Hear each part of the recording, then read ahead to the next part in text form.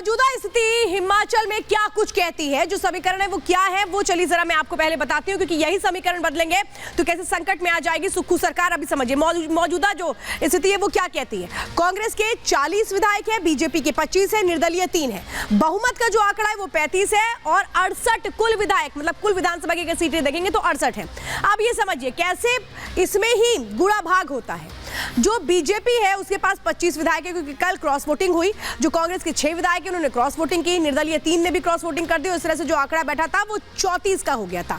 अब कांग्रेस से अगर आप 6 को हटा दीजिए, जो ये विधायक जिन्होंने क्रॉस वोटिंग की है, तो ये आंकड़ा कितने पर आता है? 34 का आता है। यानी कि जो तस्वीर है वो क्रॉस वोटिंग के बाद क्या कहती है, बराबर की तस्वीर नजर आई थी। अब आप समझिए कांग्रेस विधायक के जो कांग्रेस के विधायक हैं जिनको लेकर अटकलें लगाई जा रही हैं कि वो अगर इस्तीफा दे देंगे तो फिर किस तरह से संकट में आ जाएगी कांग्रेस सरकार, वो कैसे हो रहा है ये समझिए। जो 40 मौजूदा विधायक हैं, अगर इसमें से जो 14 विधायक हैं वो इस्तीफा दे देते हैं तो जो संख्या बल रह जाएगी कांग्रेस के पास वो 26 रह जाएगी। और बहुमत का आंकड़ा, चूंकि जब ये 14 इस्तीफा देंगे तो 68 से इनको भी घटाया जाएगा और उसके बाद जो आंकड़ा रह जाएगा उसमें डिवाइड किया जाएगा और तब बहुमत का जो आंकड़ा निकल कर आएगा वो 28 निकल कर आएगा। और वो किसके पक्ष में जाएगा ये समझिए। चूंकि मौजूदा वक्त में बीजेपी के पास कितने विधायक हैं? 25 विधायक हैं, निर्दलीय 3 विधायक भी उनके साथ है। इस तरह से कुल जो बीजेपी के पास विधायक है वो 28 विधायक हैं। अब आपको समझ में आया कि ये जो अल्पमत में सरकार आ रही है वो क्यों कहा जा रहा है कि अल्पमत में आ रही है, संकट है सरकार पर।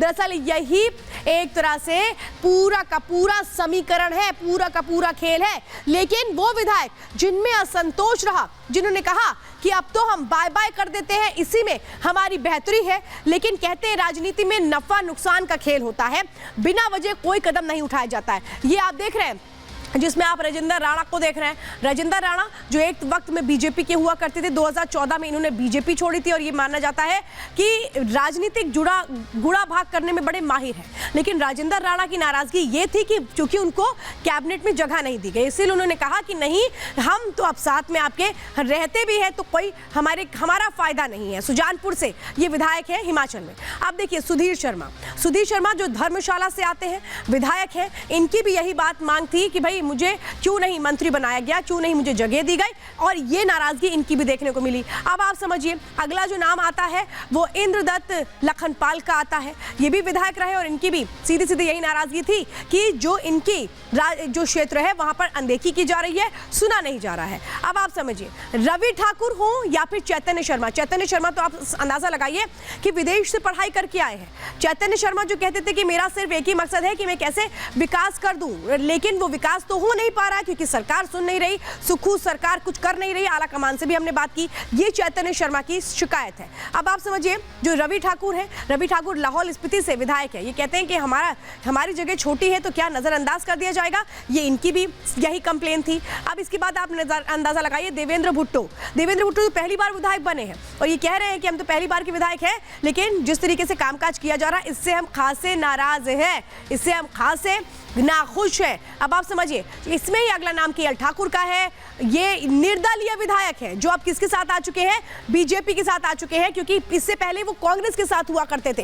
होशियार सिंह जो अब पाला बदलने की और नजर आते हैं, तो आशीष शर्मा का भी नाम इसी में आता है। और ये जो 3 निर्दलीय ये बहुत अहम भूमिका निभाते रहे हैं, क्योंकि यही वो आंकड़ा है जो घटता बढ़ता नजर आता है, ये किस तरफ जाते हैं। अब आप समझिए आपको ये लग रहा होगा कि आखिर कौन इसके लिए जिम्मेदार है। समझिए जो सरकार जिसने 14 महीने पूरे किए हैं, आखिर ऐसा क्या हो गया कि अचानक से इतना असंतोष आ गया, विधायकों ने कहा नहीं हमें तो साथ नहीं रहना है।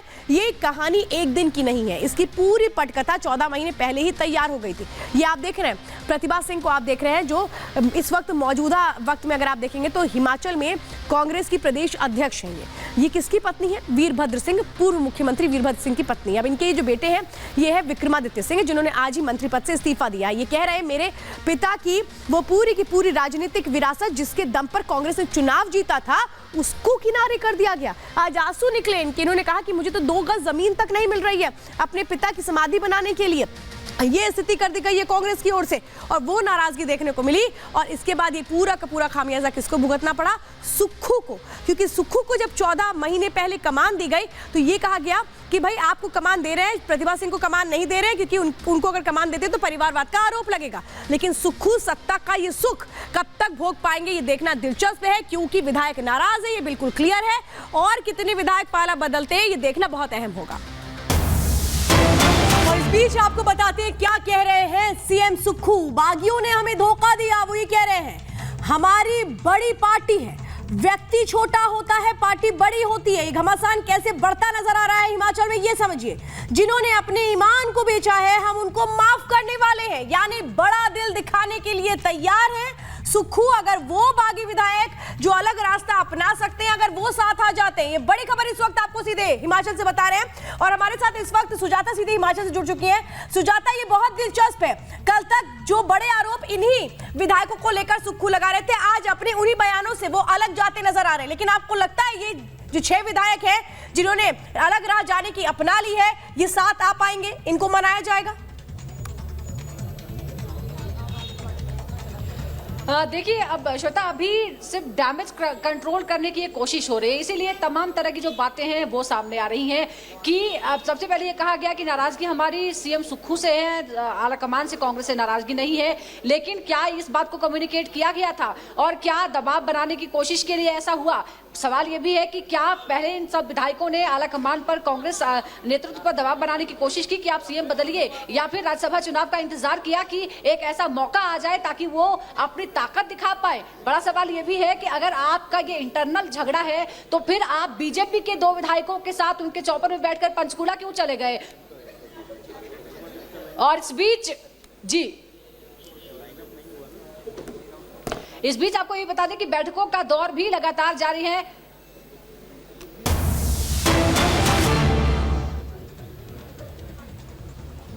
तो एक और बड़ी खबर इस वक्त आपको बता रहे हैं, क्योंकि लगातार जुगत यही है कि कैसे बैठकों के जरिए समीकरण साध ली जाए। शिमला में बीजेपी विधायक दल की जो बैठक है वो आज हुई है और इसमें आगे की रणनीति बनाती बीजेपी नजर आ रही है। वो बीजेपी जो आश्वस्त नजर आ रही है, वो बीजेपी जो कह रही है कि कांग्रेस के जो विधायक हैं उनमें खासी नाराजगी है। और इसके बाद आपको बताते हैं कि आज जो बैठक हुई है वो कई मायनों में महत्वपूर्ण हो जाती है, क्योंकि एक तरफ कांग्रेस में पर्यवेक्षक पहुंचे हुए हैं, वहां पर कैसे जो रूठे लोग हैं उनको मना लिया जाए वो कोशिशें हो रही है। तो वहीं बीजेपी ये देख रही है कि अगर सुक्खू सरकार अल्पमत में आती है तो फिर आगे का रास्ता कैसे तय किया जाए। हमारे साथ सुजाता लगातार जुड़ी है। सुजाता, ये कहें कि आगे की स्ट्रैटेजी के लिए काम करना शुरू कर चुकी है बीजेपी कि अगर अल्पमत में कांग्रेस आती है तो फिर आगे क्या कुछ किया जाए, कैसे उनका एक्शन प्लान होना चाहिए? श्वेता, बीजेपी पिछले कई दिनों से स्ट्रैटेजी बना चुकी है, उसने पूरा ऑब्जर्व किया कि क्या संभावनाएं हैं और इसीलिए हर्ष महाजन को मैदान में उतारा गया, वरना कोई जरूरत ही नहीं थी। जब 40 विधायक हैं, 40 वोट हैं और एकदम क्लियर है कि जीतना किसे है, तो फिर अपना उम्मीदवार कोई क्यों उतारेगा? लेकिन बीजेपी को यह पता था, अंदर खाने बातचीत चल रही थी कि क्या संभावनाएं हैं, इसीलिए ऐन मौके पर हर्ष महाजन को मैदान में उतारा जाता है और 25 विधायकों वाली बीजेपी उसे जीत भी जाती है। तो स्ट्रैटेजी आज नहीं बल्कि स्ट्रैटेजी कई दिनों से तैयार हो रही थी और इसीलिए अब सुजाता, फिलहाल 40 पर 25 तो भारी पड़ता नजर आ रहा है, लेकिन ये देखना है कि वाकई ऐसा होता है या फिर कोई और समीकरण कांग्रेस साध लेती है। बहुत बहुत धन्यवाद तमाम जानकारियां देने के लिए।